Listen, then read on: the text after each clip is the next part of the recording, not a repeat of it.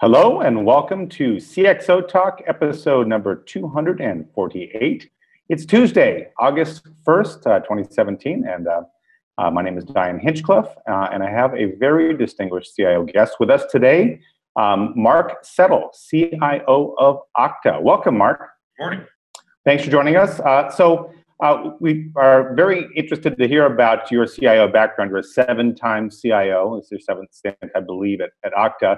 But Okta is a company that I think many have heard of, but don't know what they actually do. So maybe you can give us a little explanation of what Okta does, and then give us a brief update on your current role and your CIO background there. So Okta offers cloud-based solutions for identity management.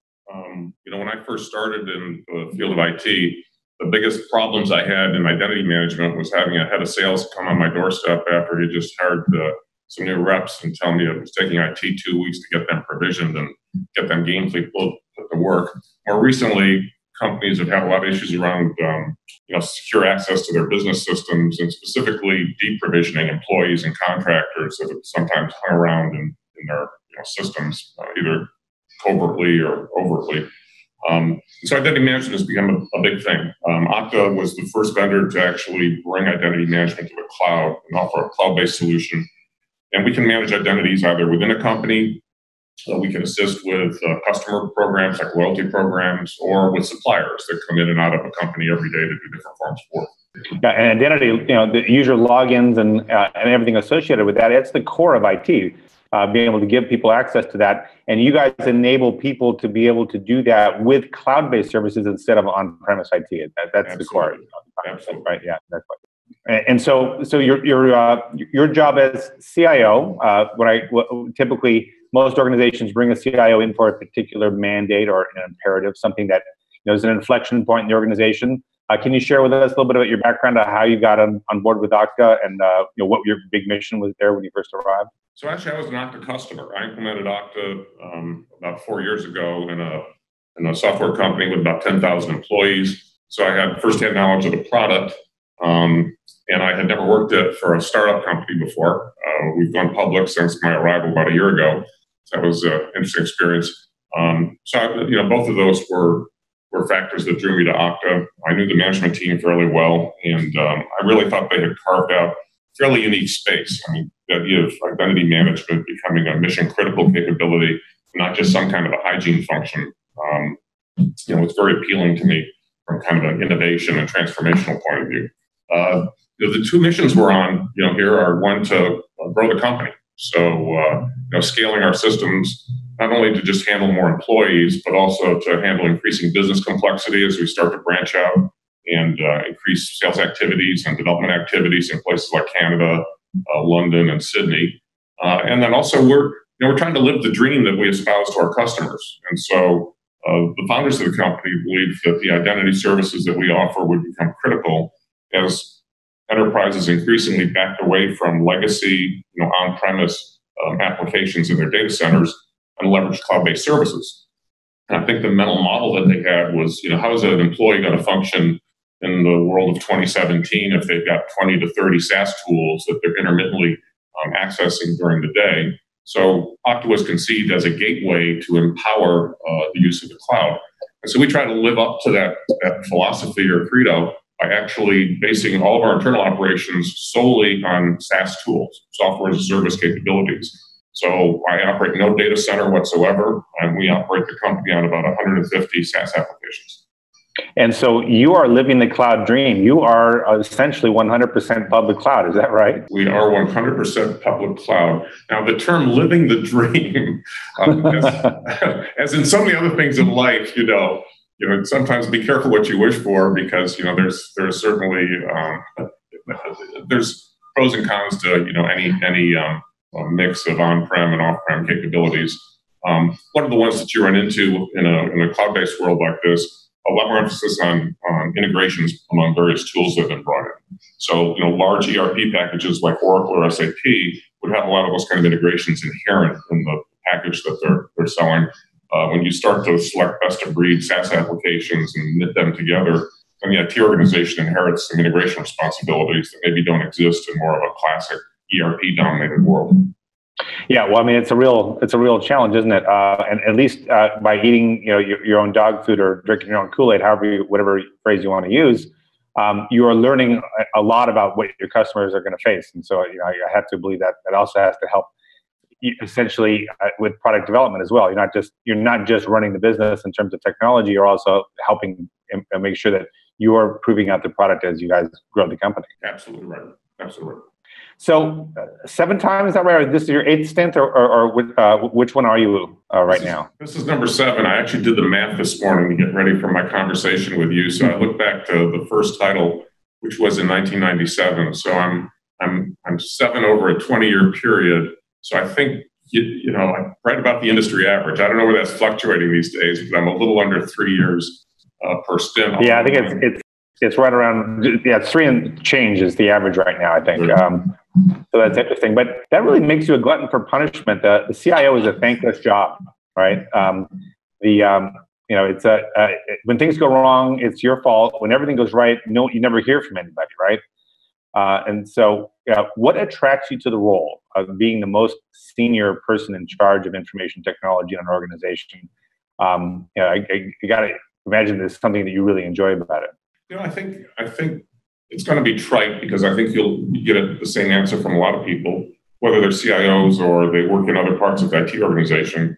I think people that really like change, because the technology will always change. You can look back over a career, even as short as 5 years in IT, and the rush of new capabilities that is eternal or perpetual, really is stimulating from an intellectual point of view.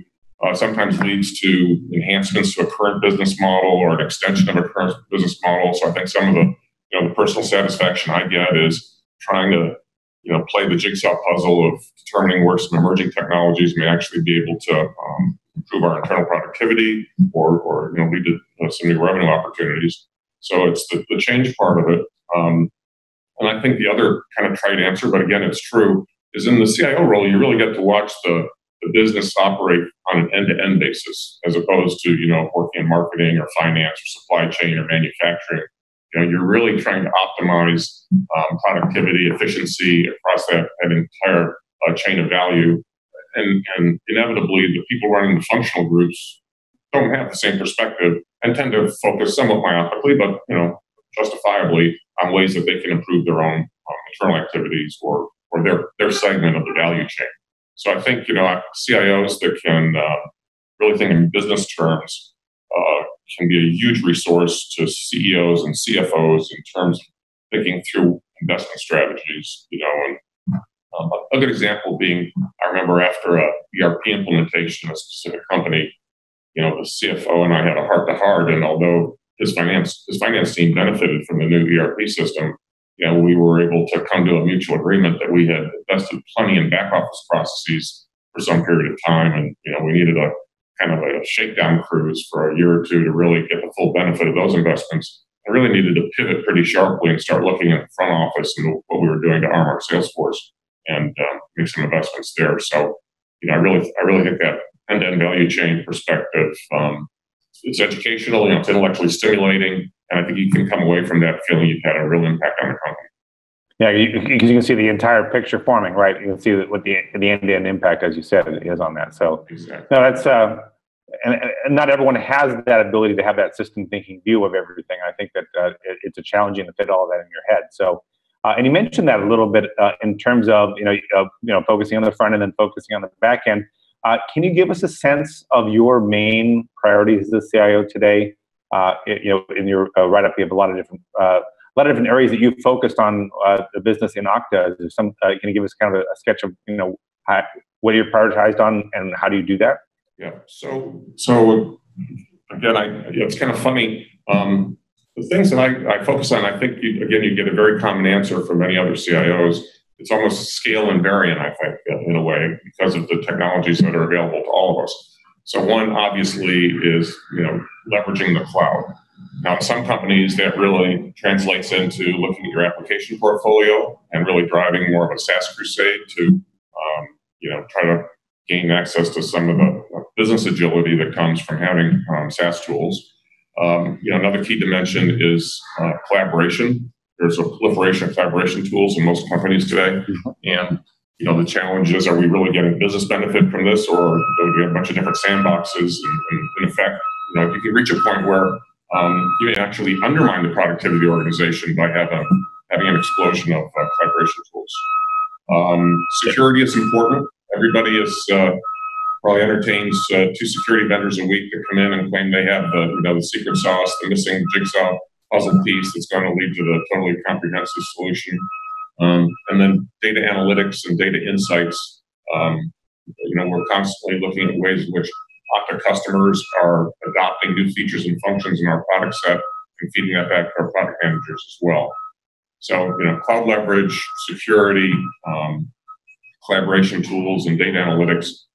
I think the mix might change depending on a company's current financial situation, some of its competitive challenges, and maybe the industry that it's in. But I think you'd find, if you interviewed 50 CIOs, a lot of those same themes would appear very, very commonly. Yep. Thanks, Mark. And for those who are watching, we're with Mark Settle, CIO of Okta. We're taking your questions on Twitter with the hashtag CXOTalk.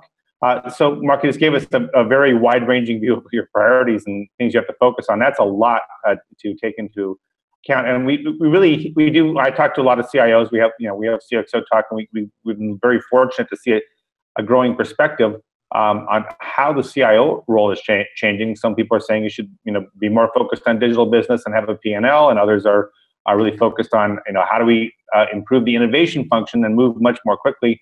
What's your sense on how the core role of the CIO is changing, given all the things you just mentioned? That's a lot for one person to manage. Yeah, I agree. If you step back really and look what's happened in the world of IT, or our part of the world, I think most IT organizations are renegotiating the rules of engagement with these different functional teams. And again, this is a very commonly addressed topic. But increasingly, functional groups are able to go out and find new tools and capabilities that they can evaluate on their own, they can implement on their own, and they can administer on their own. And the old command and control days, where IT was the quartermaster and like the sole gateway to.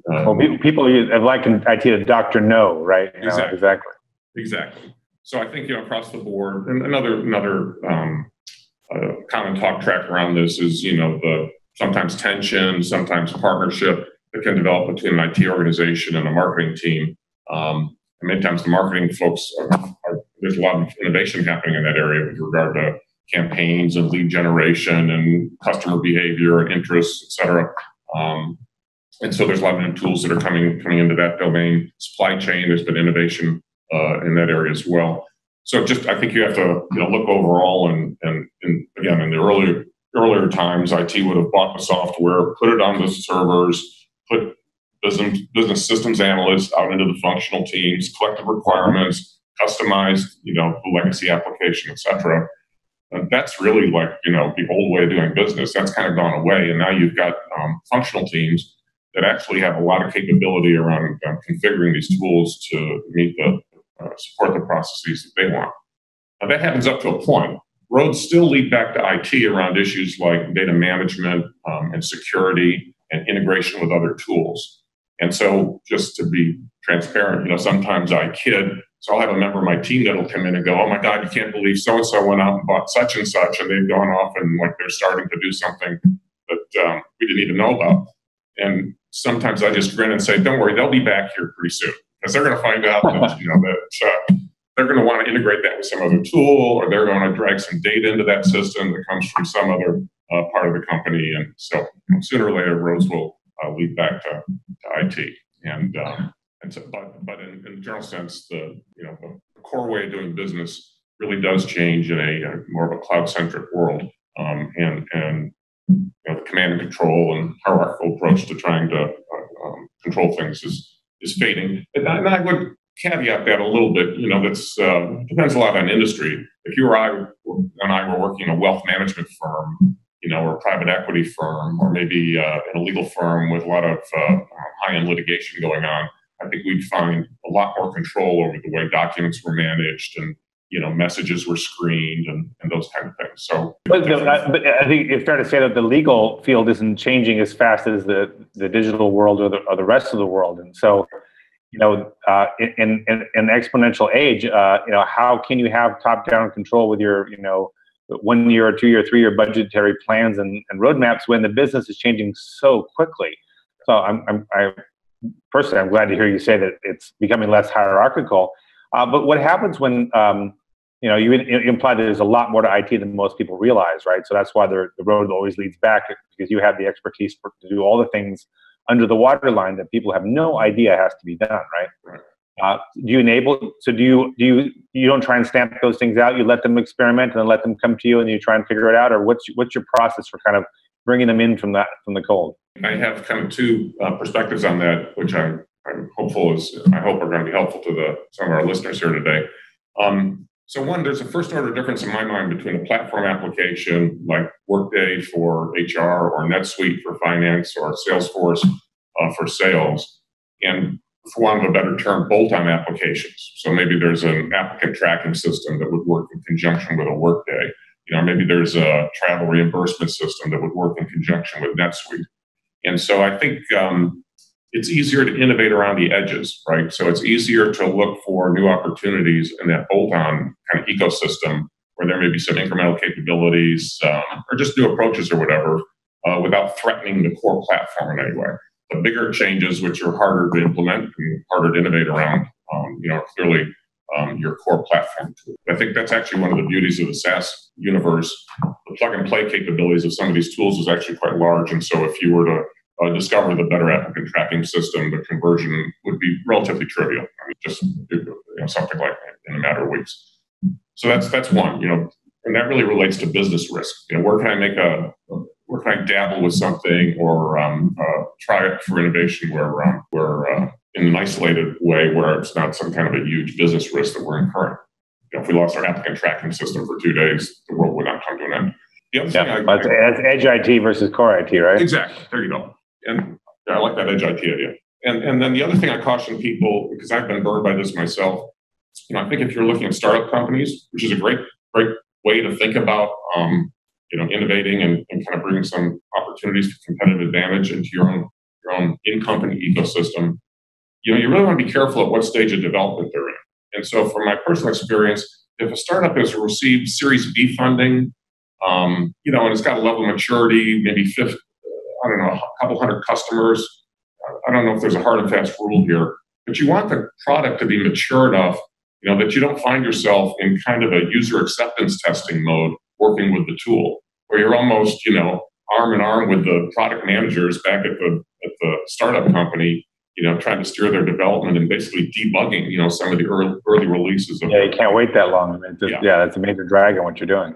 Well, there's that, and really, I worry more about burning up my headcount, burning up my bandwidth, helping these guys out rather than getting my work done. So I've been kind of hypnotically drawn into some of those black holes, through maybe premature enthusiasm a couple of times, and I've kind of been burned, and I've learned my lesson. That I'll let others have that experience, and then I'll be the early adopter at the Series B or post stage. But it's hard not to. That's the problem with technologists like ourselves is you get drawn to the technology and you realize the possibility of being able to shape a product to meet your needs. But as we all know, that can be an issue. So, so getting back to this discussion, you mentioned something very important early on that one thing that Okta can do is kind of see across all of its customers. And there's that famous saying that my data tends to be better when it's with your data. And so, when we talk about how IT can enable the business to disrupt the competition in the market, how can IT help do that? I think one way you mentioned already is turning that kind of wide-ranging perspective on user behavior into data that makes the product better. But are you seeing that as IT becoming a true competitive advantage now? Yes, I think one of the challenges that we've faced in the past, we always kind of focus on ourselves as how can we move faster, right? How can we find that new capability, test that new capability, buy that new capability, and get it into production, et cetera. And frankly, because IT people like to focus on technical problems, along those lines. I mean, that's where a lot of the effort goes. And what we really don't do a good job of is looking at the changes to the people and the business processes that really have to occur to, get any benefit out of some kind of a new technical solution. And so, I mean, I kind of find this interesting. We've, as IT professionals, we've beaten our chests for, oh my Lord, for years about how we were able to time box the delivery of new capabilities, and then Agile appeared on the horizon, and we adopted scrums, and we're churning out all this kind of good stuff. But all too often, what you find is the users that you're trying to serve will be the first to tell you, I can't absorb new capabilities like every other week. I can't even absorb it every month. Maybe on a quarterly basis. Like if you can put all that good stuff together and then train me on it once every 90 days, then I can do something useful with that. I remember once I had a colleague at a well-known insurance company, and they had embraced Agile and very proud of what they were able to accomplish. And all of the field agents, the insurance agents in the field, had these laptops, and they were constantly delivering new capabilities. In fact, I think they had a bi-weekly release that occurred every other week. They were providing some updates and new capabilities. And there was almost a revolt from the field. And the agent said, I can't take 2 hours every other Monday and just sit there and take the CBT training about what the new capabilities are. I just don't have the time. Frankly, probably don't have the interest to do something like that. The other problem you run into along these same lines is sometimes it's essential to put together multiple Agile releases, to impact a certain business process. Let's say we were going to try to reduce the time required to source a loan or source an insurance policy or whatever. And, I don't think anybody on the business side would have the stomach of, let's say it took 2 weeks to do it today. I don't think they want 20 releases so that every release we chop off 1 day off of that process, right? They're going to say, well, maybe we do it twice. Let's get down to a 10-day origination period, then maybe a 5-day, and we'll play it, cautiously and see where we go from there. But some of the way we think about delivering new capabilities to the business really just don't square with the way the business is ready to consume them.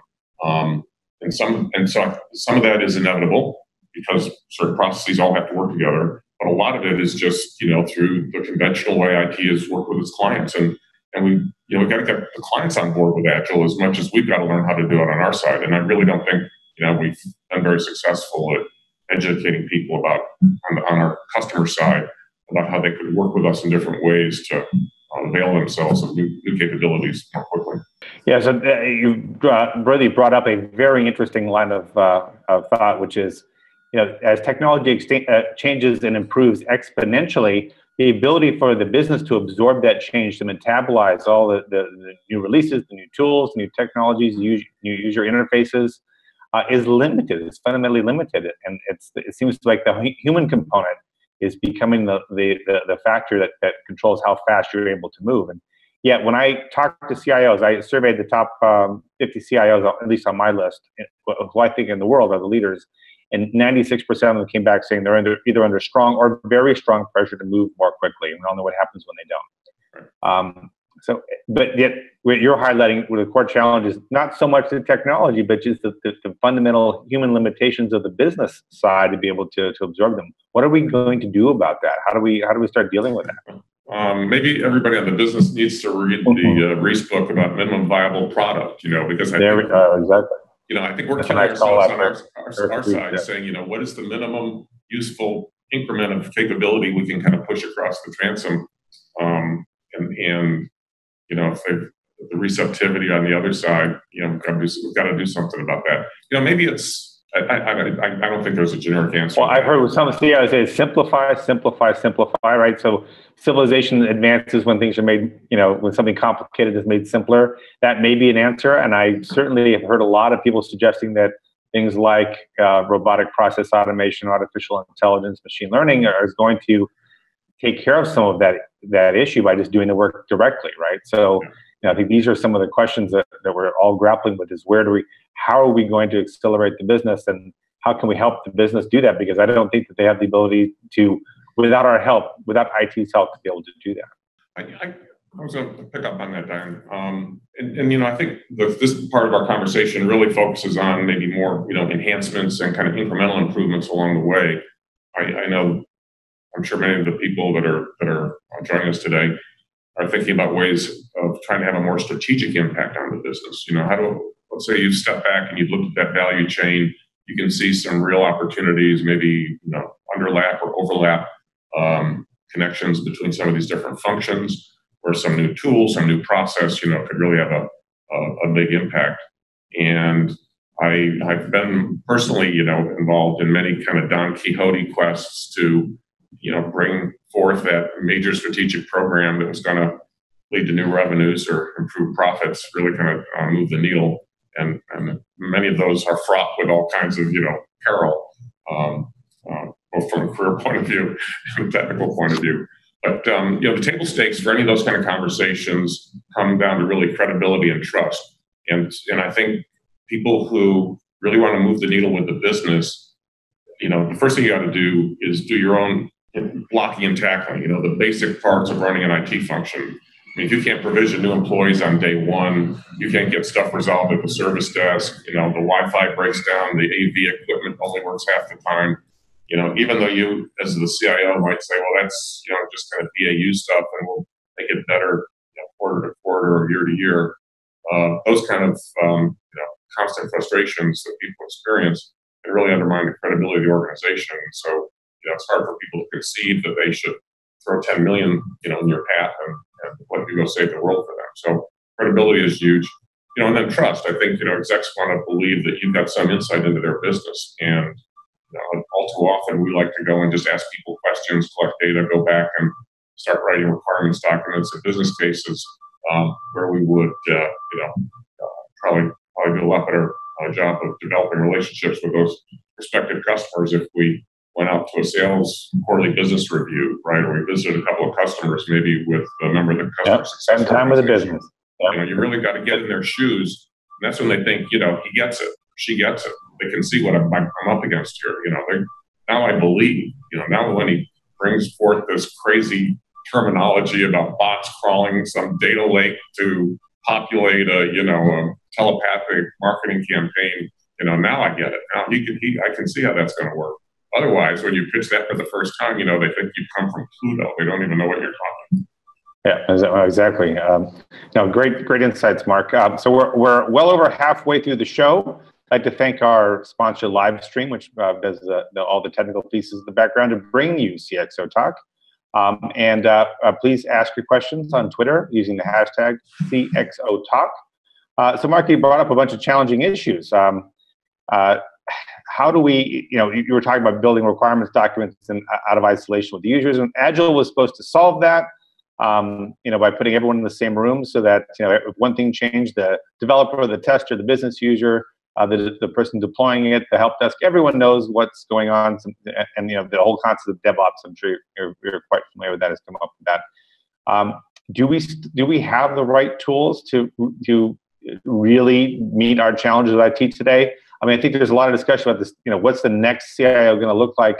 Is it going to be much more decentralized? Are we going to empower the users to hire their own service providers and then give them the guardrails? Or where are we going with all this discussion to solve these challenges around moving faster, getting the right systems built at the right time? I mean, we're still talking about this 30 years later. So I don't know if this is going to be a very optimistic, or uplifting response, but I kind of agree with you. I actually think IT is in the danger. The normal IT organization is actually, in many cases, transforming into becoming the shadow IT of the company. Because if you think about the conversation that we've had so far, so if the functional groups can go off and buy their SaaS tools, and all IT does is worry in the background about data management and integration and security, which is not obvious.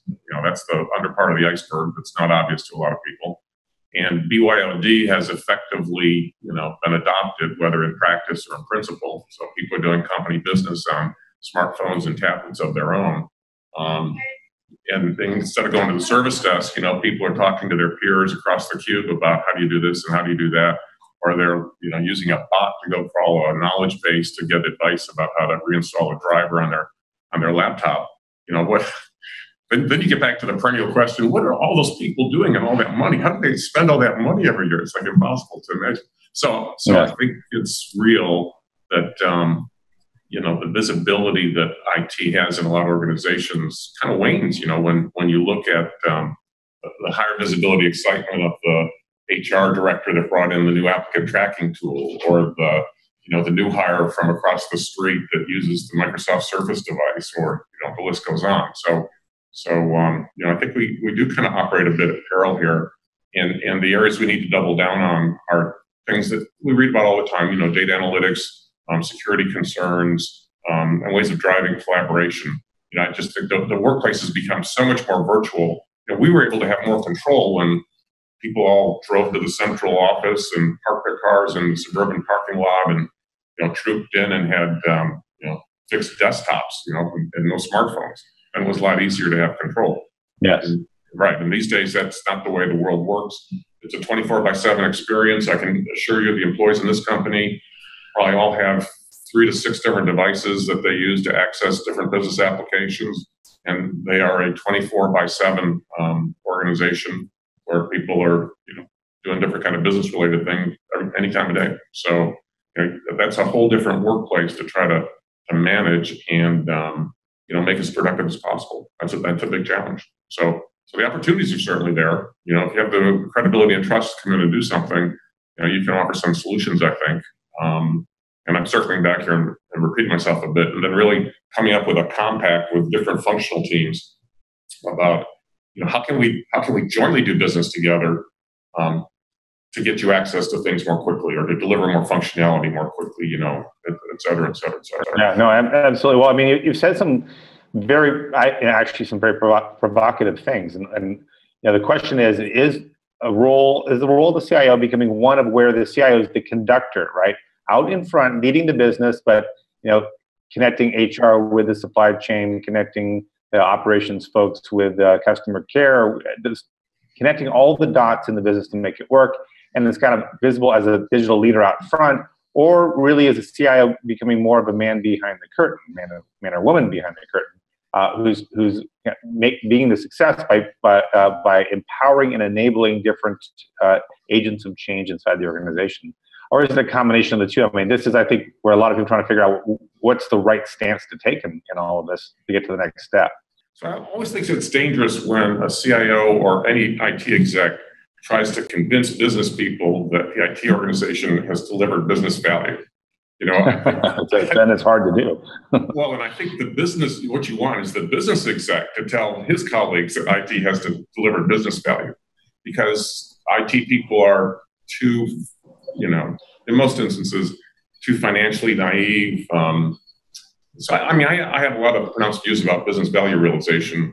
I would I know that there's a kind of a orthodoxy about, a year after a project, we should go back and look at the original business case and monitor what happened and what didn't happen. My personal experience is that so many other factors can intervene.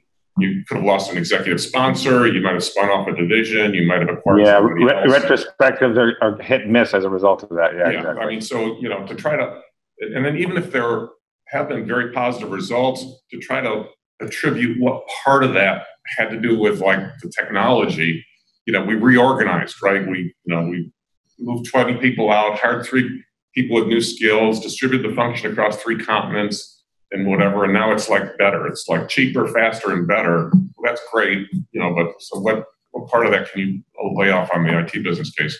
So I will share a personal experience with you. When I was at a former company, we had made a transition from Siebel as our CRM system. We had an on-prem version of Siebel, and we moved to the cloud, and we implemented Salesforce.com.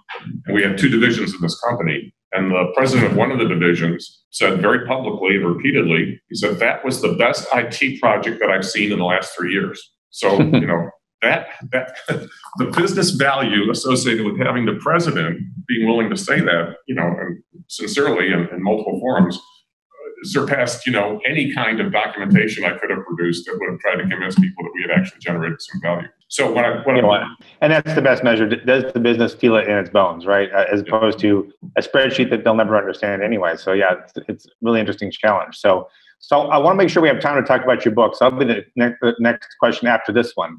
I had Joanna Young. She's a well-known CIO and a CIO maven, if you will. and her she's hot about the topic of IT talent, which bringing people on board in IT, but then having them spend time in the business before they get their full responsibilities on their shoulders, so they can solve some of the problems you talked about in terms of getting to really understand the business and building the relationships that allow that effective IT to be developed. But the real challenge I see increasingly is that a lot of the best and the brightest don't want to work for traditional IT. They want to work for product companies, and they want to work for the best. How do you compete with the Amazon, Google, and Facebooks for the talent that'll propel you guys into being a leading product organization? Which you're already in the leading cohort, but how do you stay there? As you grow, how do you get the right people? It's a challenge, obviously.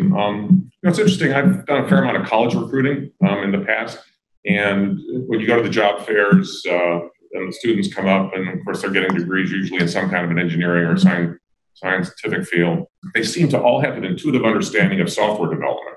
So the idea of requirements and coding and testing and all that. So that kind of a work style or profession, it somehow intuitively makes sense, probably because students today have to do programming, so they've kind of done it themselves already, and at least intuitively have some kind of a mental model. On the flip side of the coin, when you describe some of the things that we do within IT, they've never heard of these things before, like evaluating multiple vendors, tuning our extract, transform, and load tools for updates to the data warehouse, looking into the security operations center and trying to reduce false positives. This is stuff they don't get exposed to typically, in the kind of courses that they take. And so I think, how do you attract people to that? Almost invariably, if you can get them to take a chance, once they see the world of IT, again, the amount of change that goes on, the ability to work across business functions that we talked about before, I've seen a lot of people get really energized with those kind of challenges. And even on the infrastructure side, a large disaggregated corporation managing the network or managing security operations or running their own private cloud internal to the data center of the company. People have different avocations and interests, and I think you can easily tap that enthusiasm, but you've got to get over the initial barrier of ignorance to kind of expose them to the stuff that we really do. And I don't know if there's a good prescriptive formula for that necessarily. Well, that's something you have to teach them all the rest of the things that they didn't get in their college education, because IT is evolving and becoming a very sophisticated field these days, and that's really the challenge. So my last question has to do with what do we tell CIOs just now getting into this very complicated, very fast-moving space? The role is shifting. You've really codified your thoughts on that recently with your new book, Truth from the Trenches. Maybe you can give us a little bit of background on the book and kind of what advice would you give someone getting into your role like you did back in 1977? 97. So, the book is called Truth from the Trenches, Practical Guide to the Art of IT Management, because I think IT management is maybe one part science and two parts art. You certainly don't go to school to learn how to be, an IT exec. You learn through experience. That's for better or worse. I mean, that's the path everybody takes to these kind of jobs. And what I unfortunately found, I've had multiple opportunities to network with other CIOs and share war stories. I've worked for a couple of enterprise software companies where I got to interact with CIOs of our client companies, and even more broadly, understand what some of their issues are and problems that they've been trying to solve. And I don't think it'll come as a surprise to most of our listeners that, on a bad day, IT kind of looks like the movie Groundhog Day, with everybody making all the same mistakes that we all know about, just kind of repetitively over and over again. Well said. One of my favorite stories is again, several jobs ago, we had an outage of our principal data center, and it turned out it was being done because an engineer decided to update the software on the primary switch in the data center on a Thursday afternoon. So when the head of infrastructure came in to tell me about this, I said, I'm not like the most technical guy in the world, but I'm surprised. I don't think we would make a change to the primary switch in the data center during, prime shift, during normal business hours. I thought we did that on the weekend. He said, oh yeah, we do that on the weekend, but so-and-so's son has a bar mitzvah this weekend, so he thought he would get it done on Thursday, so he wouldn't be bothered to have to do this over the weekend kind of thing. So even when you have rules, people break them all the time. So it's the groundhog-based syndrome that'll come back and bite you more often than not. So a part of this was personal therapy. I gave full vent to all my frustrations and pent up lessons learned in the book, and it was really kind of a pleasure to write. But there's several takeaways. I guess I'd leave the listeners today with three. One is to follow the money. IT organizations inevitably spend a fair amount of money, and I think in terms of your credibility with your peers at any level of a company, if you're in a leadership position in IT, you've got to be on top of your numbers. You need to understand where the money's going, how you benchmark against other firms, through networking, what some of your your friends are doing in terms of the efficiency of their service desk or with collaboration tools, etc. You've got to negotiating vendor contracts. You just have to be a good steward of the company's financial resources. So that's kind of one. Two, I would recommend for anybody coming up through the ranks in IT management, and maybe I'll make this up and start selling it on some website or whatever, but there should be a sign that says people, process, and technology with progressively smaller font. So people is the biggest font, and process is whatever, the I'd buy that small sign. one. And we all tell ourselves that, but when you're a technologist, you just don't behave that way. So you need almost like a daily reminder. What is it? The Notre Dame football team, they come down the stairs and they hit that panel. I think it says be a champion today or something like that. So maybe CIOs should have that thing that says people, process, and technology over their door, and then they just hit it every day. Well, I've seen that sign, but never with the right emphasis on proportion. So no, that's a fantastic. So and then I think the last one I would say is really focus on the art of the possible. There's so many good ideas floating around. And the issues around IT credibility, business criticality, availability of funds, executive sponsorship, the right skill set in the organization. When you think as a CIO about having an impact, it's almost like an alignment of the planets for all of those factors to suddenly appear for some brief moment in time where you can actually pursue some kind of a relatively major innovation agenda. And really good CIOs kind of develop a sixth sense for when that alignment occurs, and they've developed the political capital so they can kind of strike when the iron is hot, get the funding, motivate their own troops, get the sponsorship that they need, and really, do some amazing things. But, that doesn't happen every other week. You've got to keep your nose to the ground like a good detective and watch for those opportunities when they show up. Right, and that combination of skills you just mentioned is actually a fairly rare combination, and that's why there really aren't that many people who can fill that role. It's a complicated one that requires you to be able to collate all of this human and technical complexity and synthesize it into decisions and leadership, and that's it's a real challenge. Well, so, Mark, thank you. To the start of the conversation. That's what makes it fun every day to come in. That's what makes it exactly. It's not easy to do, and so when you do it well, it feels great.